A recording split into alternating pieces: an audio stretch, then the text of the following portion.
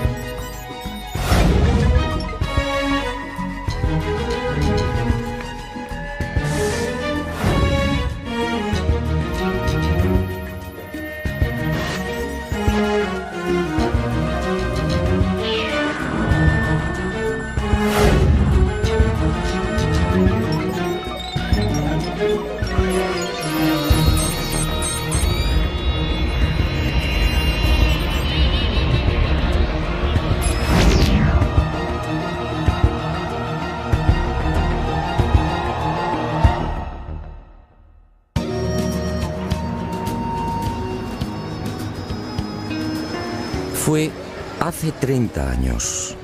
Aquí en Perú recibí el bautismo de fuego como investigador. Aquí, en una ciudad de Lima mucho más apacible y familiar, me enfrenté por primera vez al gran enigma de los ovnis. Aquí tuve la fortuna de contemplar dos naves no humanas. Y aquí, justamente, supe de otros formidables misterios. Las pistas de Nazca, las piedras grabadas de Ica y el candelabro de Paracas, entre otros.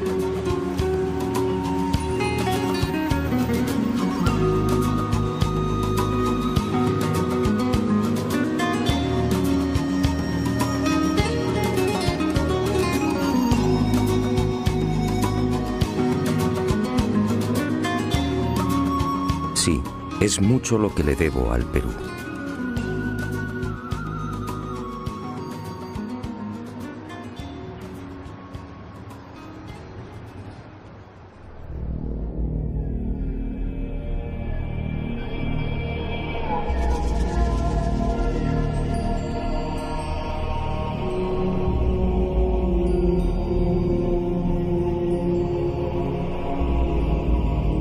Candelabro de Paracas. Hace 30 años nadie supo darme razón del porqué de este gran tridente. Hoy la situación es la misma. Nadie sabe. Sus medidas son espectaculares. Longitud máxima 183 metros. Anchura de los brazos 3.2 metros. Profundidad de los surcos entre 1 y 1.2 metros. Y en la base un rectángulo de 20 por 14 metros.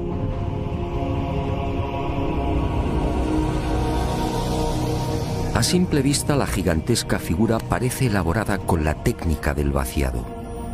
Alguien extrajo la arena y procedió a un férreo prensado de las paredes. Misteriosamente, los fuertes vientos de la zona no han logrado borrarla. Y al excavar en los surcos, surge una nueva sorpresa. A 10 o 15 centímetros, dependiendo del lugar, aparece una costra blanco-amarillenta de naturaleza cristalina, muy común en esta península. La deducción es inevitable. Hace cientos, quizá miles de años, la imagen del candelabro tuvo que ser distinta. En el pasado, esa blanca y pulida sedimentación lo haría brillar como un candelabro de plata. ¿Quién lo diseñó? No hay forma de datarlo. No existen referencias históricas. Nadie sabe cuál fue su finalidad. Para algunos se trata de un símbolo religioso.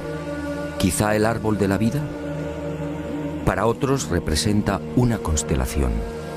¿Quizá la cruz del sur? Hay quien asegura que estaríamos ante un signo ritual vinculado a sacrificios humanos. Sacrificios que tenían lugar en Isla Blanca y en el archipiélago de las Chincha, muy próximas al tridente. De hecho, el eje principal del candelabro aparece alineado con la primera de estas islas. Unas islas en las que han sido encontradas las momias de jóvenes mujeres decapitadas.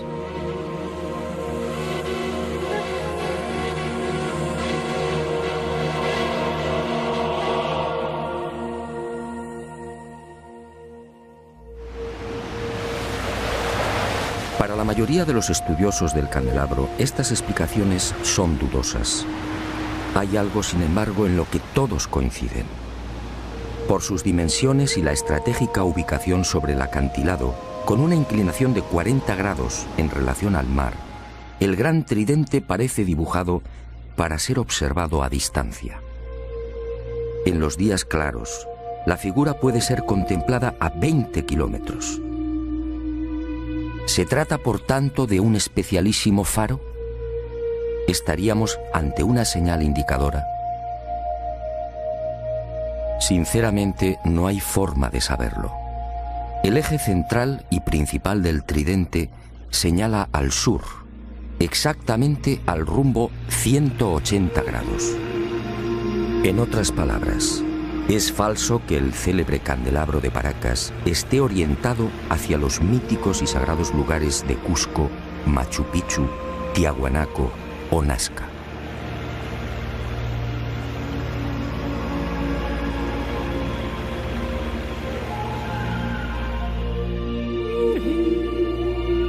¿Una señal indicadora? Es muy probable. Una señal para los navegantes y sobre todo para los que surcaban los cielos. Pero ¿quién tenía la capacidad de volar hace cientos o miles de años?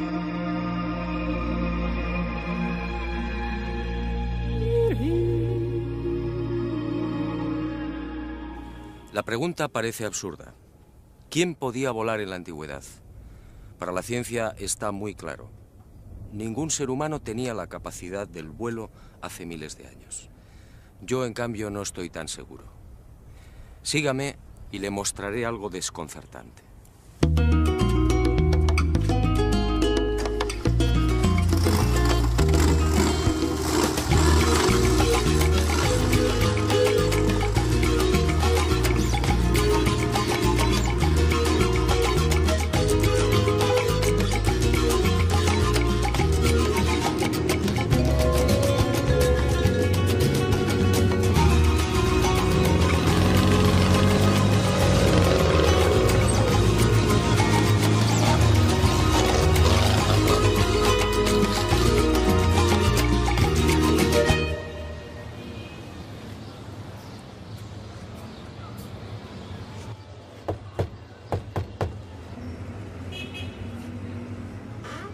Se han cumplido 30 años desde que crucé el umbral de esta puerta por primera vez.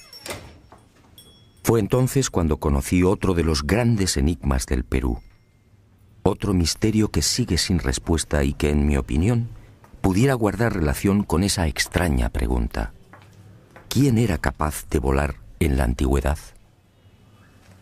En esta casa museo y durante más de 3 décadas, el doctor Javier Cabrera Darquea, fallecido a finales del año 2001, fue reuniendo la más increíble colección de piedras grabadas. El conocimiento establecido, ¿verdad?, nos parece inamovible. Pero la ciencia ha caminado moviendo ese conocimiento y permutándolo por verdades que sí son ciertas. Ahora,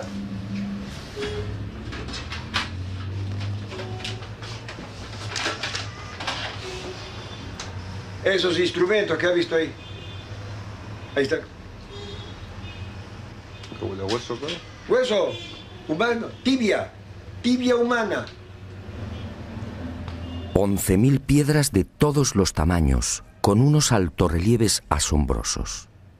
Toda una biblioteca lítica desenterrada en el vecino desierto de Ocucaje. Todo un tesoro arqueológico que, al parecer, le fue suministrado por los indios. Pero el doctor Cabrera murió sin que la ciencia reconociera su gran labor. Es verdad, sí. Y este es el... Lo mismo que salió en Japón, salió acá en Paracas. Ah, sí, es verdad, sí. Los seres que llevaban como una... En las piedras aparecen unos hombres realmente singulares. Son representados con grandes cráneos y con manos de 4 dedos, siempre sin pulgares. ¿Quiénes son estos seres? En opinión del doctor Cabrera, estaríamos ante una humanidad desconocida y remota que habitó la Tierra hace millones de años. Una humanidad, aseguraba el médico peruano, que alcanzó unos conocimientos y una tecnología extraordinarios y por razones desconocidas desaparecieron.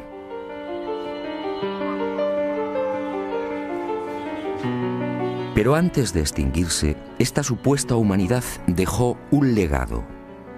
Miles de piedras grabadas con escenas desconcertantes. Según Cabrera, se trataría de una síntesis de su historia y de su sabiduría. Veamos algunas de estas increíbles secuencias. Trasplantes de órganos. ¿Un trasplante de corazón en la antigüedad? ¿Una intervención en el cerebro?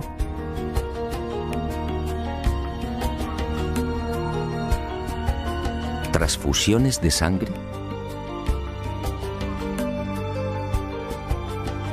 ¿Cesáreas hace millones de años?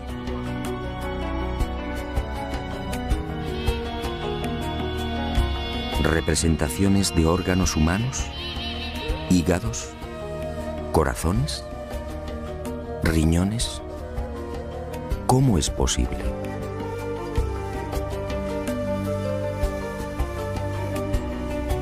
¿Continentes hoy desaparecidos?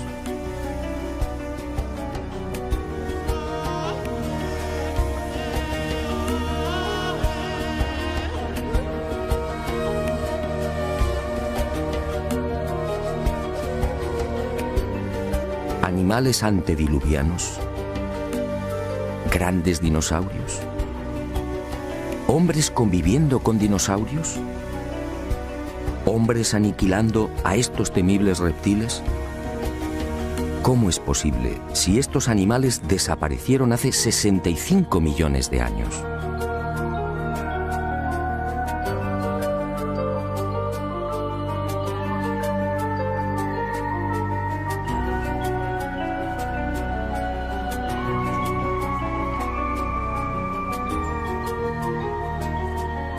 ¿Canguros en América?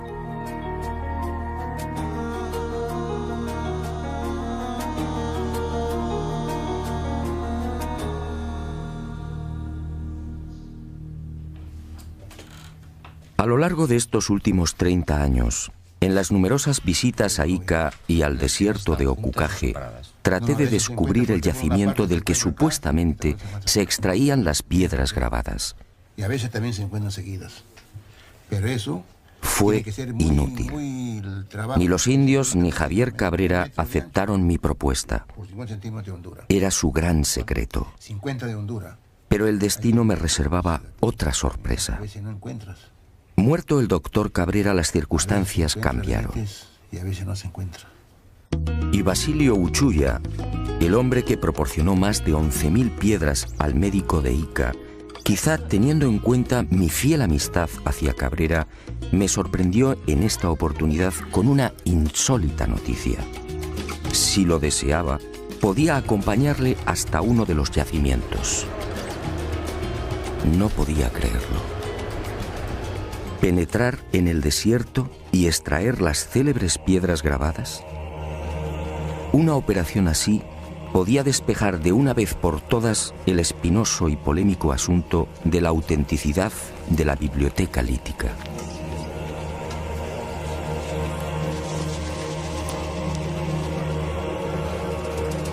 Eran las 08 horas de un caluroso miércoles 16 de enero del año 2002. Y nervioso esperé.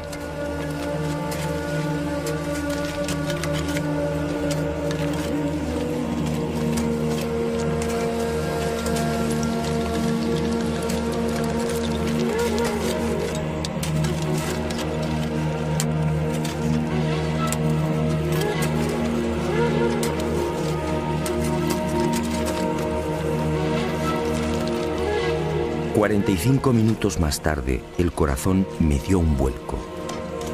Uno de los indios, Omar, detuvo la pala y señaló una piedra todavía semienterrada. Y observamos que el terreno está perfectamente apelmazado. Por tanto, es muy difícil que aquí haya habido algún tipo de manipulación previa. De momento, terreno completamente intacto, apelmazado. No podía sin creerlo. posibilidad de manipulación.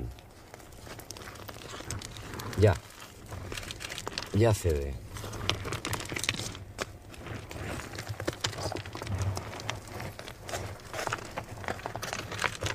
Es pesada, grande, de unos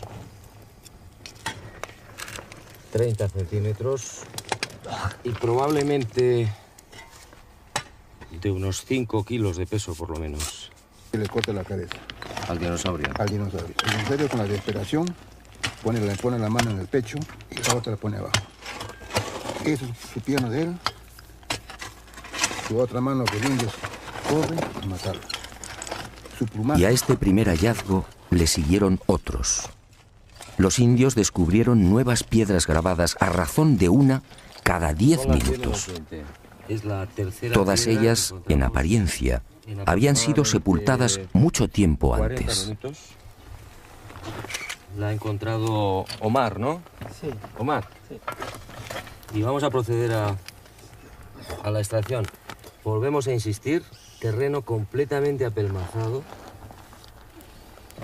que no se ha tocado evidentemente pues en muchísimo tiempo.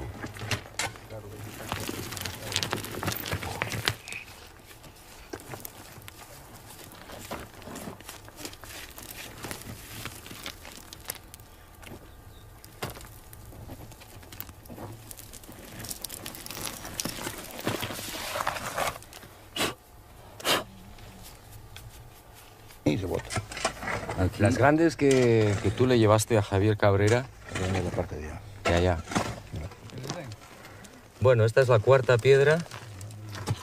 Son las 10 menos 5 de la mañana, fuerte calor, pero creo que está mereciendo la pena porque ante nuestra sorpresa aparece una más. ¿Quién sabe cuántas puede haber aquí, en este cerro?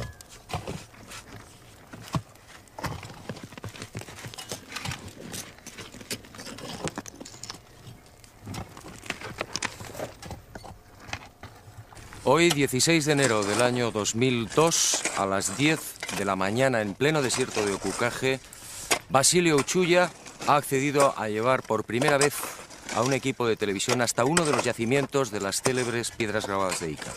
Y nos hemos llevado la gran sorpresa. En 40 minutos han conseguido extraer 4 de estas misteriosas piedras. Este, sin duda, es un momento histórico. Aquella experiencia, sinceramente, me dejó perplejo No el tiempo, pero que no es de ahora. y sentí una extraña alegría. En cierto modo, esta primicia mundial venía a compensar muchas de las amarguras sufridas por el doctor Cabrera. Ahí sí puede ser. Basilio, Y brindé qué? por él y por la valentía y coraje que demostró en vida. Pero este importante hallazgo solo era el principio de una nueva investigación. Ahora debía someter estas piedras a toda una batería de minuciosos análisis. ¿Se trataba de grabados antiguos? ¿Estábamos ante una humanidad perdida y remota? Y el enigma de Ica se oscureció mucho más. ¿Quién podía volar en la antigüedad? En la biblioteca lítica de Ica aparece grabado con nitidez: hombres prehistóricos volando sobre grandes pájaros. ¿Los domesticaron? ¿Se trata de gigantescos reptiles voladores? ¿Y qué decir de estos pájaros de aspecto mecánico? ¿Qué quisieron representar? Y cuerpo humano. Entonces, un momentito. Ni qué decir tiene que la arqueología oficial no acepta las teorías y conclusiones del doctor Cabrera de Arquea. Para la ciencia, la humanidad, nuestra humanidad, es la única. Y ceñidos a esta premisa, los arqueólogos peruanos se niegan incluso a examinar las piedras grabadas. Poco importa que los informes solicitados en su día por el doctor Cabrera a diferentes laboratorios revelen una misma y antiquísima pátina en la totalidad de las piedras. Que es curvo, que es limitado.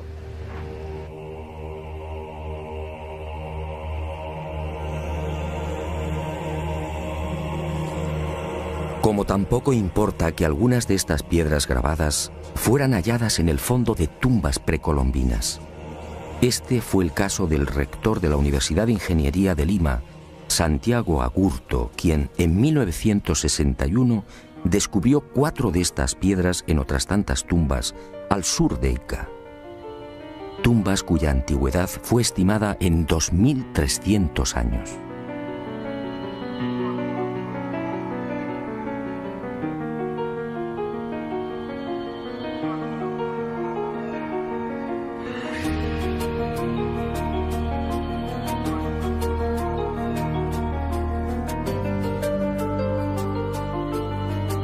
A mi regreso a España, como dije, varias de las piedras grabadas desenterradas en mi presencia fueron enviadas a 5 laboratorios pertenecientes a 4 universidades españolas y una canadiense.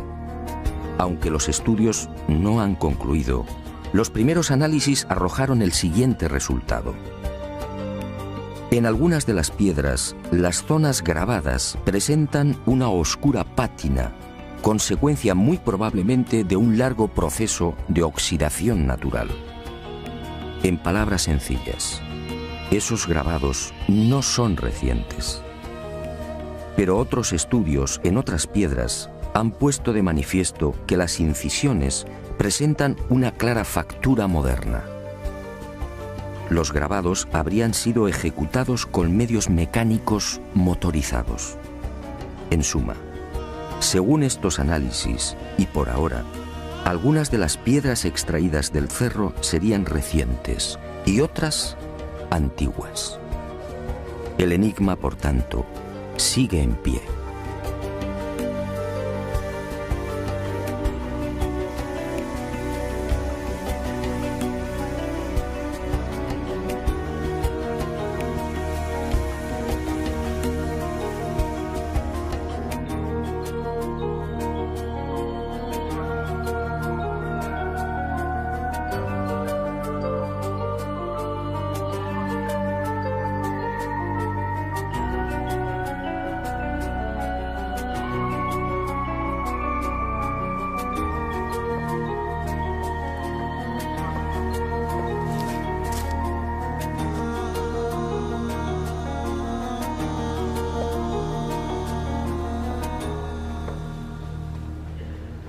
Sea como fuere, lo cierto es que los antiguos peruanos parecían obsesionados con el hecho de volar. Esta es otra prueba, una prueba determinante.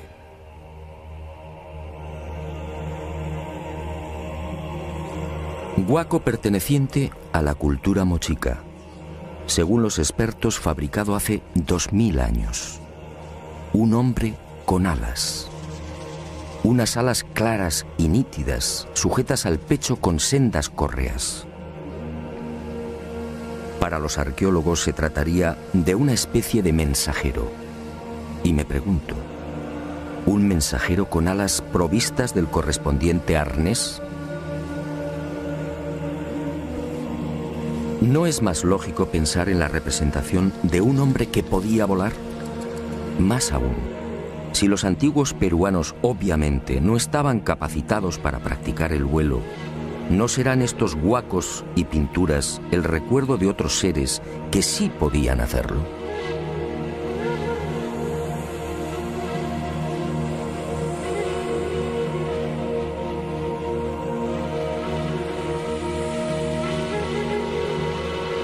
Dioses que sobrevolaron el Perú y que marcaron para siempre la memoria de los primitivos pobladores.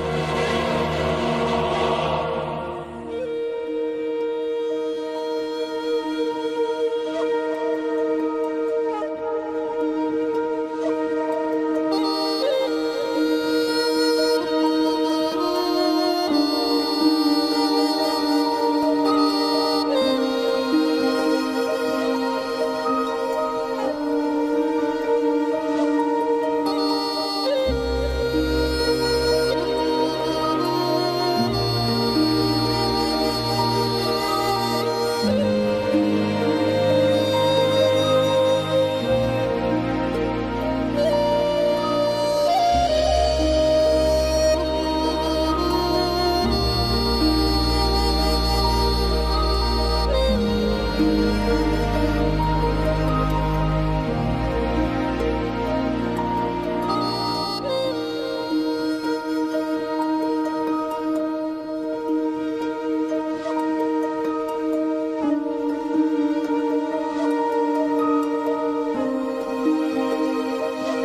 recuerdo de unos dioses. Quizás sea esta la explicación a las célebres y siempre fantásticas líneas y pistas que podemos contemplar en la desértica pampa de Nazca. Cientos de líneas kilométricas, cientos de pistas que asombran y confunden. Cientos de figuras dibujadas en un paño de casi 600 kilómetros cuadrados, estratégica y misteriosamente concentradas en las pampas y cuencas de Jumana, Santa Cruz, Río Grande, Palpa, Ingenio y Nazca.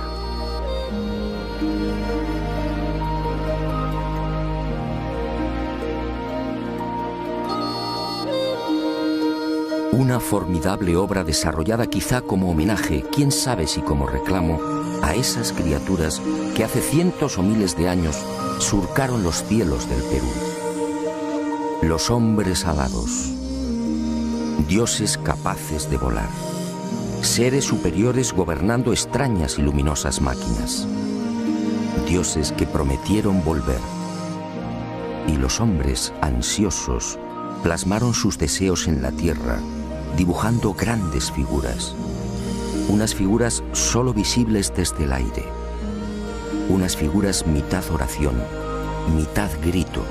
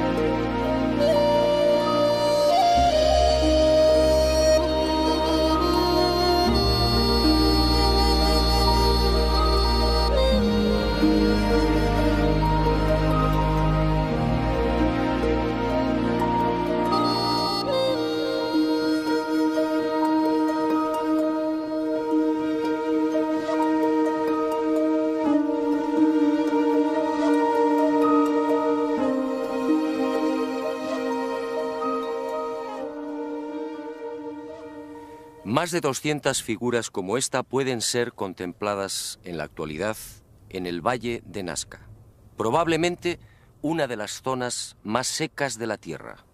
Aquí no llueve nunca, o casi nunca. La corriente de Humboldt en las costas del Pacífico, 3 grados por debajo de la temperatura del aire, es la responsable de esta extrema aridez. El índice de precipitaciones es realmente angustioso, apenas 1 centímetro cúbico al año. Y esas pocas gotas de agua se reparten en unos 30 minutos cada 2 años.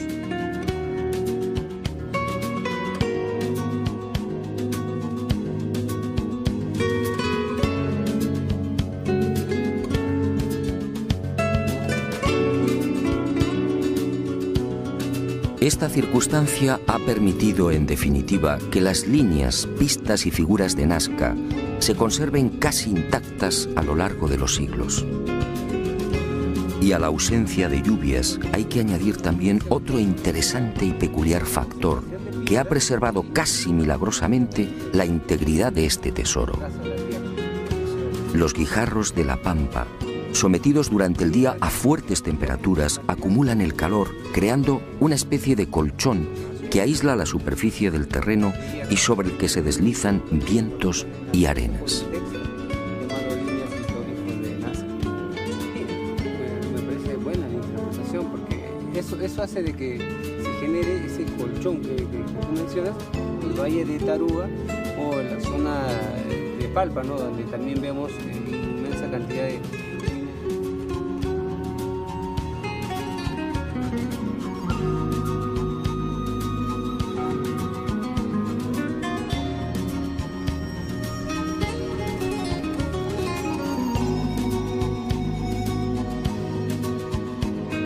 Amparados en estos dos importantes hechos, los creadores de las figuras y pistas solo tuvieron que proceder al barrido de la pampa para formar los dibujos. Al rayar la rojiza superficie del desierto, rico en hierro, aparece de inmediato una blanca capa de sílice, y el contraste de colores da vida a los formidables geoglifos.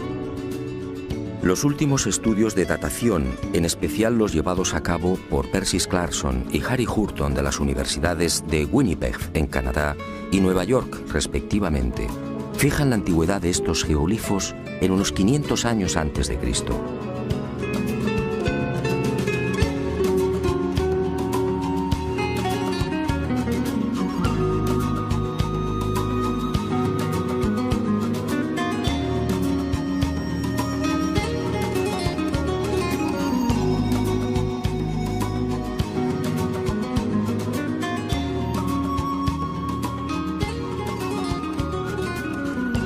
A diferencia de lo que sucede con el candelabro de Paracas, estas figuras de la pampa nazqueña sí disponen de un respaldo histórico.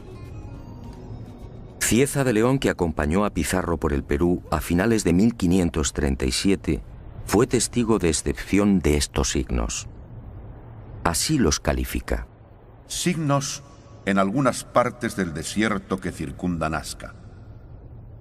Y añade en sus crónicas que dichos signos eran tomados como caminos a seguir por las comunidades indias.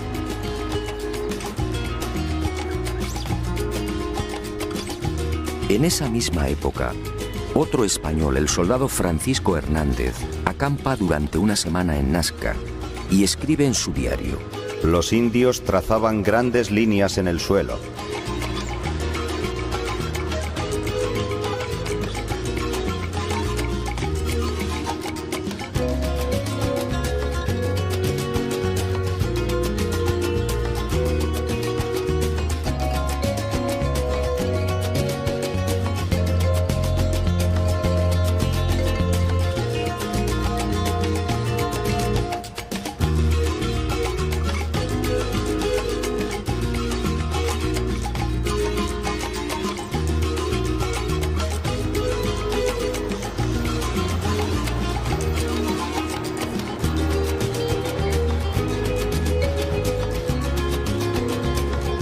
Años después, en 1586, el corregidor Luis de Monzón se dirige al virrey Toledo y le relata la siguiente historia. Antes que los españoles dominaran a los incas, en tiempos antiquísimos, un pequeño grupo de otro tipo de gente a la que llamaban los viracochas llegó a esta tierra. Y obedeciéndoles, los indios los siguieron e hicieron caminos que hasta ahora se pueden ver, largos como una calle, a cuyos lados construyeron muros bajos. ¿Los viracochas? ¿Quiénes eran? Cuando consulté a los indios, todos coincidieron. Señalaron al cielo y exclamaron: dioses, dioses que volaban, dioses que llegaron de Tiahuanaco y trajeron el arte y la agricultura, dioses que enseñaron cómo dibujar las líneas y figuras.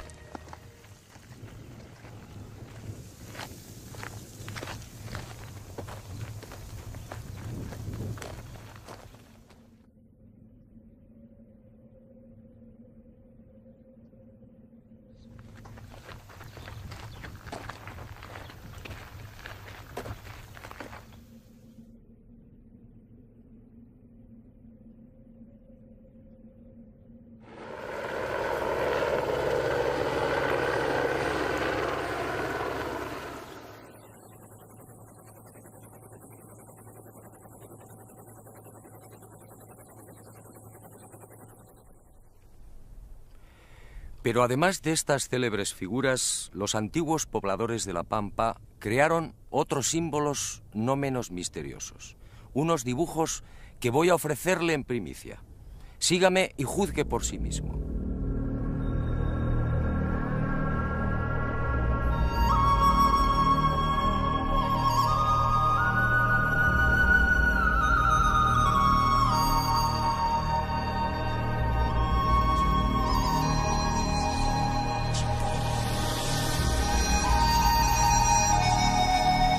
Al norte de la ciudad de Nazca, a poco más de 25 kilómetros, y entre los resecos arenales de Palpa, Ica y Ocucaje, este planeta encantado nos reserva otra sorpresa.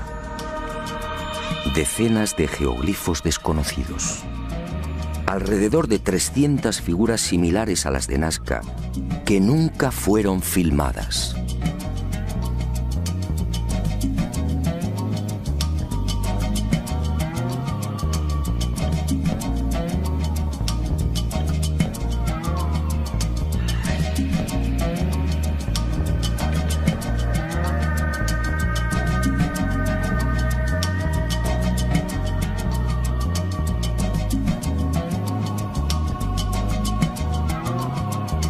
La huella de la serpiente. Más de 10.000 orificios de 1 metro de profundidad y 90 centímetros de diámetro que trepan por laderas y cerros. Nadie sabe qué significan.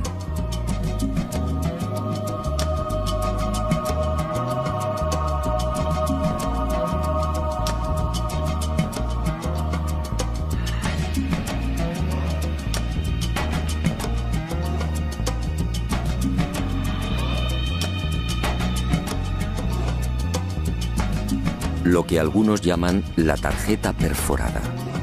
Otra enigmática sucesión de puntos en forma de aspa, excavados a lo largo de 15 columnas o líneas paralelas. ¿Se trata de un sistema de navegación aérea? Nadie lo sabe. El gigante de cabeza cuadrada. Otro ser enigmático coronado con plumas o antenas.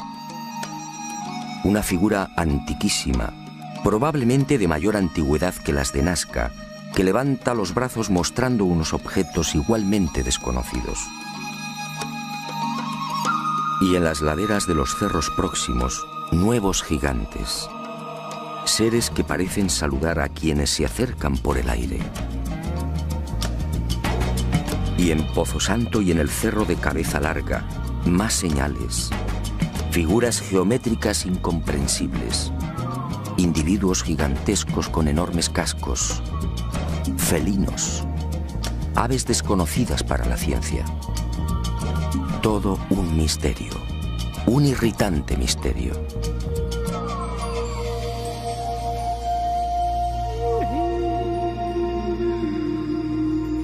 Y al igual que en el Valle del Ingenio, más líneas y pistas, cientos.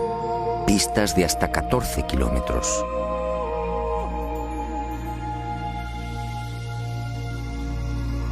Pistas de trazado impecable, entre las que surgen elaboradas figuras de aves y flores. Imágenes que lamentablemente, como dije, están siendo destruidas por la mano del hombre. Y en el calcinado arenal de Ica, otro desafío. Esta figura fue descubierta en 1984 por los pilotos de Aerocóndor en la hacienda San Javier. Desde entonces recibe el nombre de la Estrella de San Javier. Mide 64 metros de diámetro y constituye sin duda el más arduo de los jeroglíficos. ¿Qué significa la Gran Cruz central? ¿Cómo debemos interpretar los 200 orificios y las decenas de líneas que unen los círculos? ¿Estamos ante un mensaje matemático?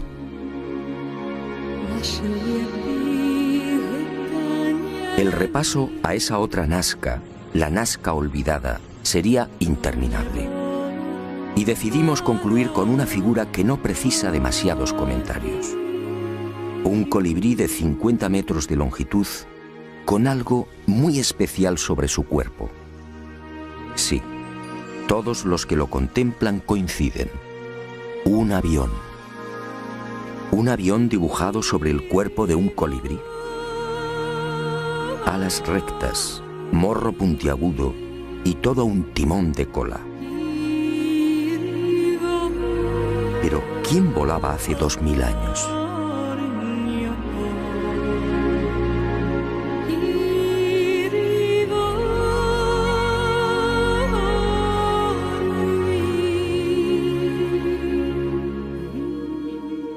El enigma de Nazca ha cumplido 75 años. En 1927, el antropólogo Toribio Mejía era el primero en enfrentarse a este gigantesco y misterioso tablero.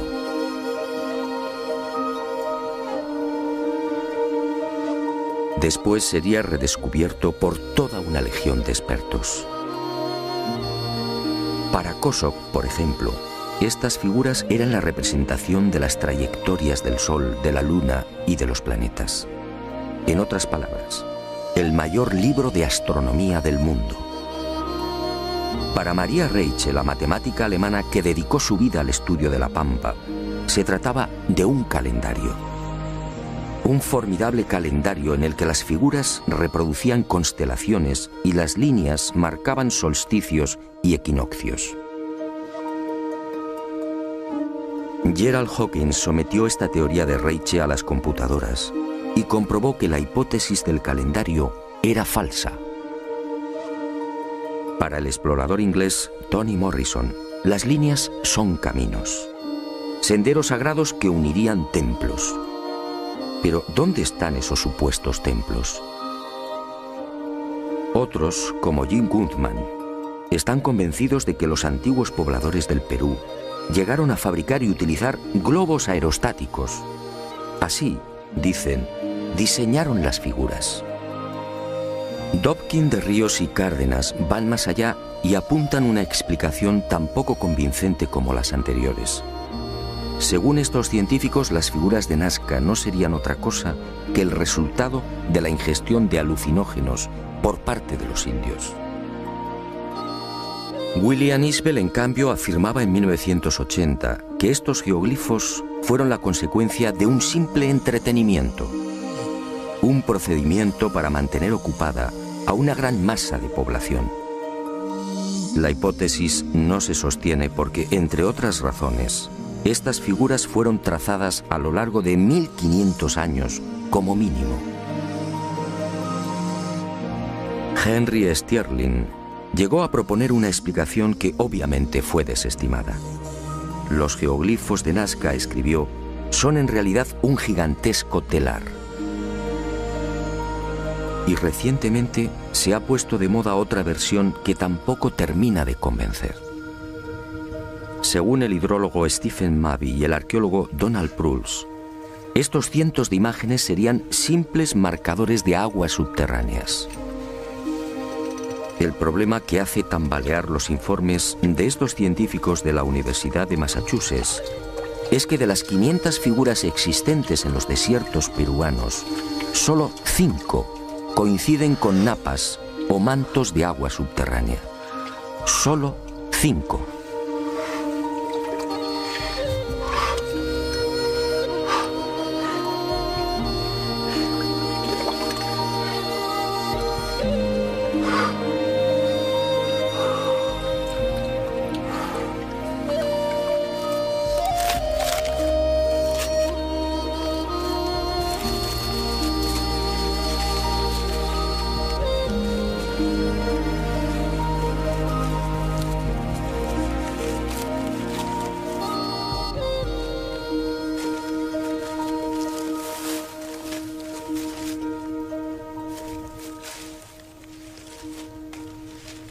Es evidente que ninguno de estos investigadores y científicos se interesó jamás por la opinión de los indígenas.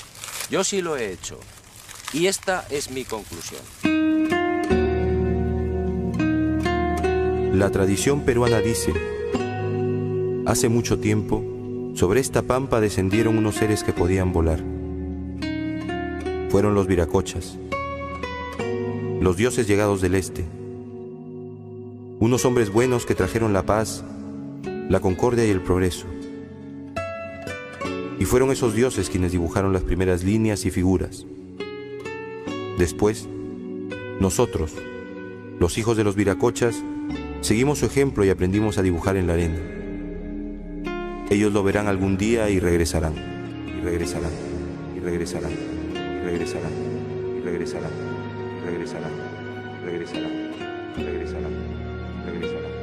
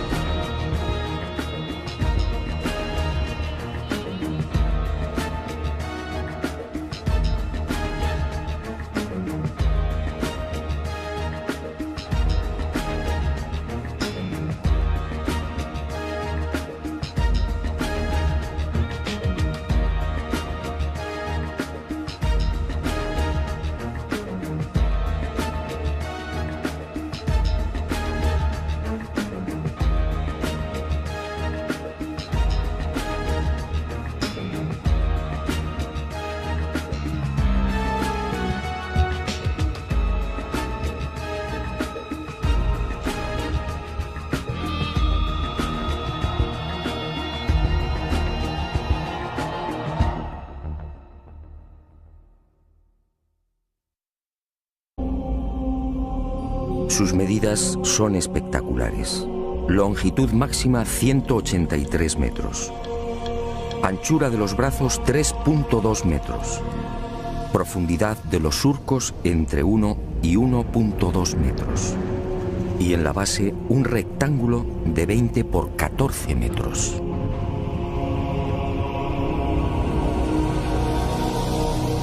A simple vista, la gigantesca figura parece elaborada con la técnica del vaciado.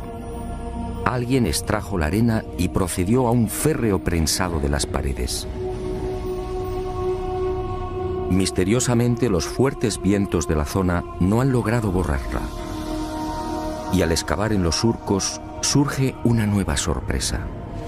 A 10 o 15 centímetros, dependiendo del lugar, aparece una costra blanco-amarillenta de naturaleza cristalina.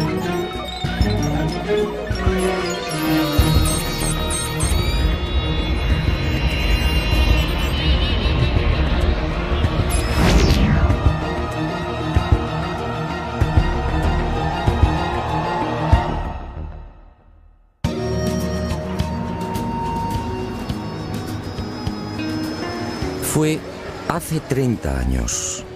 Aquí en Perú recibí el bautismo de fuego como investigador. Aquí, en una ciudad de Lima mucho más apacible y familiar, me enfrenté por primera vez al gran enigma de los ovnis. Aquí tuve la fortuna de contemplar dos naves no humanas. Y aquí, justamente, supe de otros formidables misterios. Las pistas de Nazca, las piedras grabadas de Ica y el candelabro de Paracas, entre otros.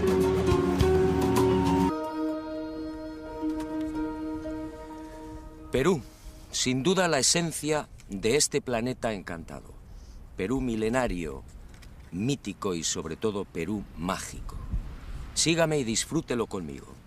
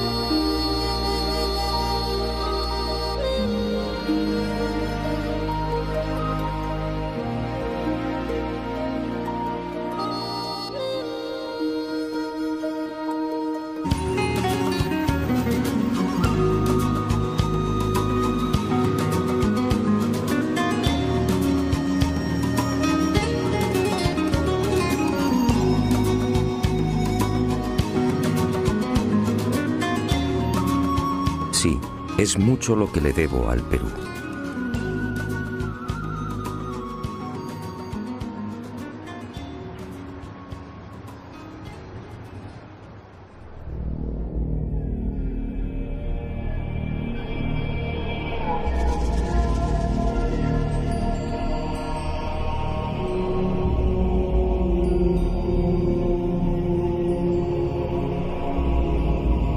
El candelabro de Paracas. Hace 30 años nadie supo darme razón del porqué de este gran tridente. Hoy la situación es la misma. Nadie sabe.